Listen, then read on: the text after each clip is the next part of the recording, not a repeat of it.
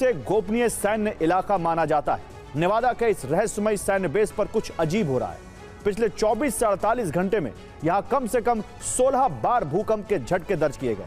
Seismograph पर भूकंप के इन झटकों की तीव्रता 4.4 तक पहुंची, यानी लगभग उतनी जितना किसी परमाणु बम के विस्फोट से होती है। इतने कम समय में इतने झटके अपने आप में असामान्य माने जाते हैं और यही वजह है कि अब सवाल उठ रहे हैं कि क्या यह सिर्फ प्राकृतिक भूकंप है या किसी बड़े परीक्षण की आहट है।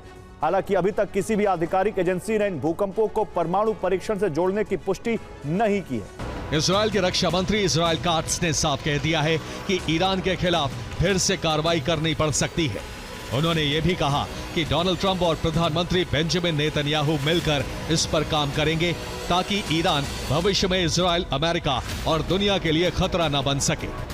यही वजह है कि इजरायल हाई अलर्ट पर है और न सिर्फ नए हमलों के लिए बल्कि ईरान के मिसाइलों से बचाव के लिए रक्षा कवच की तैयारी भी तेज कर दी गई है।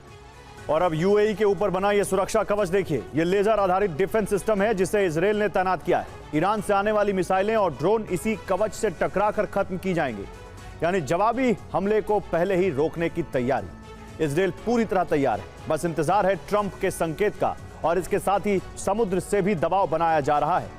अमेरिका और इजरायल मिलकर ईरान को चारों तरफ से घेरने की रणनीति पर काम कर रहे हैं। हमला कब होगा, कहां होगा, कितनी ताकत से होगा और उसके बाद क्या होगा, सब कुछ तय होने की खबरें हैं। रिपोर्ट यह भी है कि पहला हमला इजरायल कर सकता है। एटमी परीक्षणों का अंदेशा आशंका को और बढ़ा रहा है। आखिर अरब में होने क्या वाला है, आइए आपको इस रिपोर्ट में दिखाता हूं। मिडिल ईस्ट के एयरबेस पर अमेरिकी F-16 लड़ाकू विमान ऑपरेशन के लिए तैयार हैं। अमेरिकी वायुसेना अपनी निगरानी और हमलावर क्षमता बढ़ा रही है।